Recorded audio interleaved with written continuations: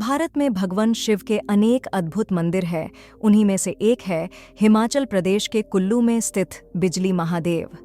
कुल्लू का पूरा इतिहास बिजली महादेव से जुड़ा हुआ है।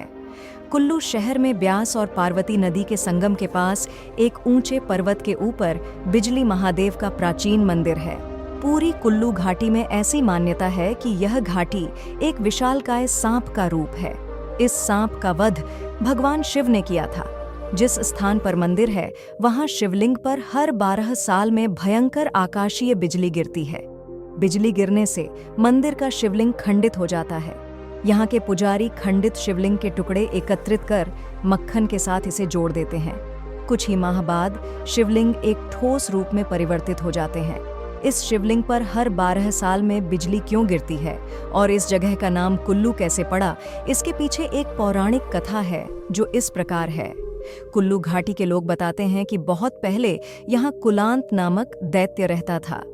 दैत्य कुल्लू के पास की नागणधार से अजगर का रूप धारण कर मंडी की घोघरधार से होता हुआ लाहौल स्पीति से मथाण गांव आ गया। दैत्य रूपी अजगर कुंडली मारकर ब्यास नदी के प्रवाह को रोककर इस जगह को पानी में डुबोना चाहता था। इसके पीछे उसका उद्देश्य यह था कि यहाँ रहने वाले सभी जीव जंतु पानी में डूबकर मर जाएंगे। भगवान शिव कुलांत के इस विचार से चिंतित हो गए। बड़े जतन के बाद भगवान शिव ने उस राक्षस रूपी अजगर को अपने विश्वास में लिया। शिव ने उसके कान में कहा कि तुम्हारी पूंछ में आग लग गई है। इतना सुनते ही जैसे ही कुलांत पीछे मुड़ा, तभी शिव ने कुलांत के सिर पर त्रिशूल वार कर दिया। त्रिशूल के प्रहार से कुलांत मारा गया। कुलांत के मरते ही उसका शरीर एक विशाल पर्वत में बदल गया। उसका शरीर धरती के जितने हिस्से में फैला हुआ था, वह पूरा की पूरा क्षेत्र पर्वत में बदल गया।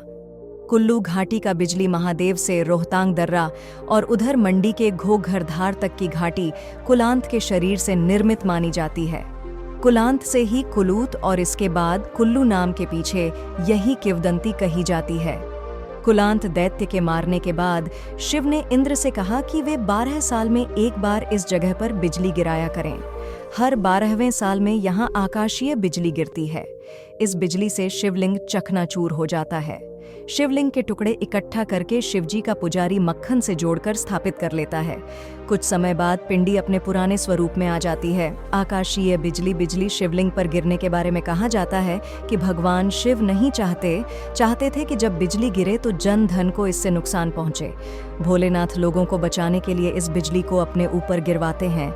इसी वजह से भगवान शिव को यहाँ बिजली महादेव कहा जाता है। भादों के महीने में यहाँ मेला सा लगा रहता है। कुल्लू शहर से बिजली महादेव की पहाड़ी लगभग 7 किलोमीटर है। शिवरात्रि पर भी यहाँ भक्तों की भीड़ उमड़ती है। यह जगह समुद्र स्तर 2450 मीटर की ऊंचाई पर स्थित है।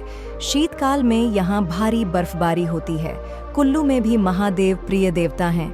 कहीं वे सयाली महादेव हैं तो कहीं ब्राणी महादेव, कहीं वे जुवाणी महादेव हैं तो कहीं बिजली महादेव। बिजली महादेव का अपना ही महात्म्य इतिहास है। ऐसा लगता है कि बिजली महादेव के इर्द गिर्द समूचा कुल्लू का इतिहास घूमता है। हर मौसम में दूर दूर से लोग बिजली महादेव के दर्शन करने आते हैं।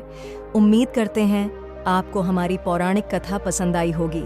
आप हमें ऐसा ही प्यार देते रहे और चैनल को लाइक और सब्सक्राइब करें और दोस्तों को शेयर करें। धन्यवाद।